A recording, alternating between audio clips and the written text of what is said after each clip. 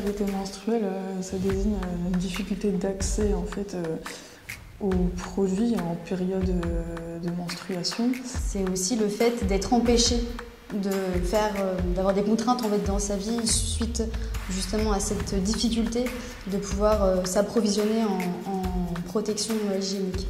Donc il y a vraiment cette notion-là de contrainte en fait dans la vie de tous les jours quand on a ces menstruations et qu'on est en pénurie en fait et qu'on ne peut pas se fournir de protection. Une femme sur 3 en France est en précarité menstruelle. Et actuellement, les chiffres, ils tourneraient à un étudiant sur deux, enfin une étudiante sur deux qui serait confrontée à la précarité menstruelle. Des protections périodiques peuvent coûter jusqu'à 10 € par mois. Généralement, les étudiantes tronquent sur ce budget en fait. Ce qui conduit à une étudiante sur 10 à fabriquer ses propres protections quand même. Ici, il y a une volonté de monter une commission précarité. Et donc, c'était tous les élus étudiants qui souhaitaient s'engager dans cette commission, pouvaient y participer. Et en fait, je crois que la précarité menstruelle a été un des premiers sujets qui a été mis sur la table. Et en fait, on a lancé un questionnaire en juin 2021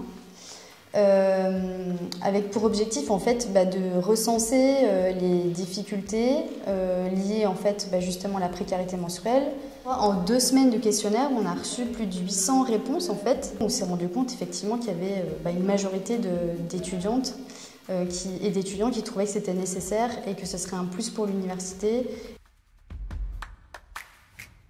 Bon, on est une université de valeurs et dans ces valeurs, il y a la valeur d'égalité. Et force est de constater que, effectivement, les menstruations sont quelque chose qui n'impacte que les femmes et qui ne viennent impacter que le budget de nos étudiantes. Donc à partir de là, il nous semble aussi logique de ne pas accentuer la précarité étudiante qui est déjà présente, plus spécifiquement chez les étudiantes. À partir de là, ça paraît évident pour l'Université de Franche-Comté d'offrir la possibilité aux étudiantes de mener leurs études dans les mêmes conditions que les étudiants et que n'importe quel jeune mérite aujourd'hui.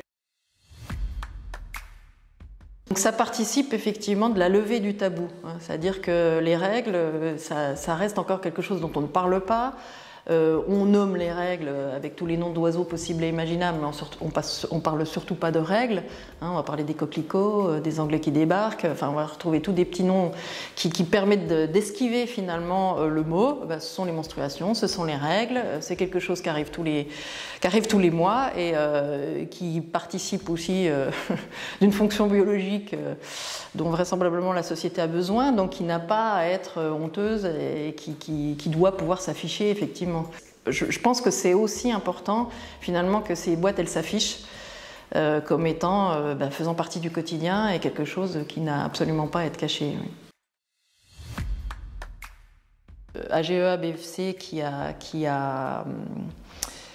fait une collecte pendant la deuxième période de confinement et une subvention qui a été versée à l'Université de Franche-Comté quand on a décidé de flécher sur cette lutte contre la précarité menstruelle. Ensuite, donc, cette subvention qui nous est venue de la région, qui a été reversée par le Crous. Les distributeurs sont équipés effectivement de protection, de 4 types de protection qui sont toutes bio, donc c'est un choix fort aussi de l'université puisqu'elle s'engage pour le développement durable. Et dans cette perspective du développement durable, il y a une deuxième étape sur laquelle il faut qu'on travaille maintenant, qui est aussi finalement d'aller vers de pouvoir proposer des protections réutilisables. Donc il y a les culottes, menstruation, et puis il y a aussi les cups. Et aujourd'hui, il faut qu'on pense à plus long terme.